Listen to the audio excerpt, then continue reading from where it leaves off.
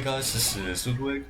Although I did release a mini guide on this boss, I did want to break phase 2 down into a lot more detail because the moveset is very cancerous. Okay, so the explosion, first of all, you don't want to be in the corner. If you are in the corner, then you have to switch to a barrier unit to get out.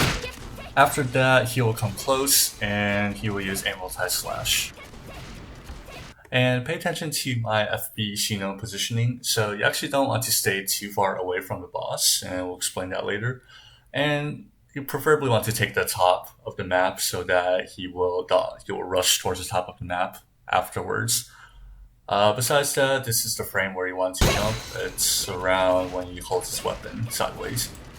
Right after you jump, you want to run to the bottom of the map because there is this invisible explosion.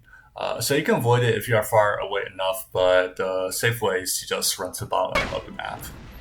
Afterwards, the thunder circles will target the aggroed person. So here it targets my guild leader, but don't panic, you just need to walk out of it and jump as soon as you are away from the circles. Now, if you're around where I am, you just need to look for the thunders and then jump.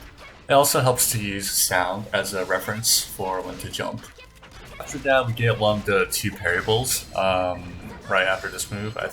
This may or may not be optional, but this part is easy, so hopefully that's no big deal.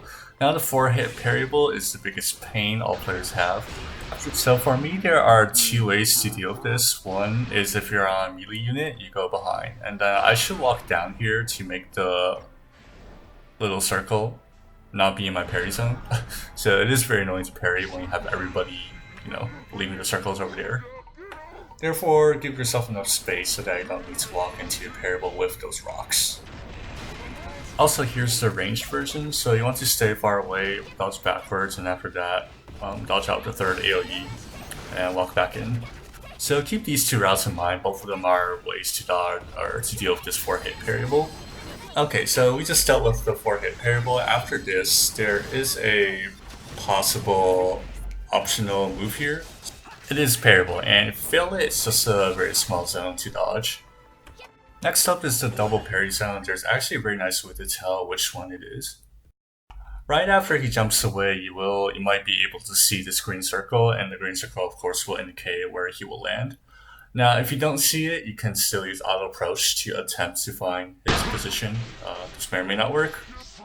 But the person being targeted should always be able to find the green circle. So as you see, he's going to jump. Alright, now we see the green circle. Now we know it's on the left side. And you walk over there, wait for the spark, and parry.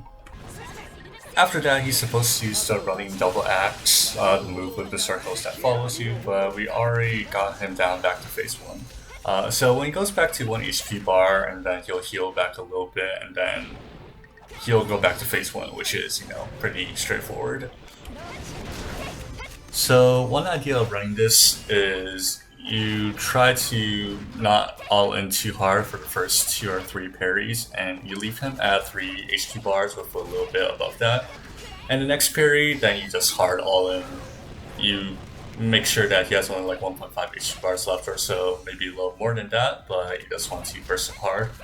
Then hopefully you just need one more parry to get him out of phase 2, and you go all the way back to phase 1. So that is an idea that is executable. Alright, so for the last part of this run, I just want to give Exiled his last hit, so I was playing around with the boss a bit. But otherwise it would be probably 1 minute 20 seconds left on the clock if I wasn't holding back. After watching this, hopefully you guys can clear it now, and banner analysis will be coming up soon, so I'll do both banners at once, and see you guys next time.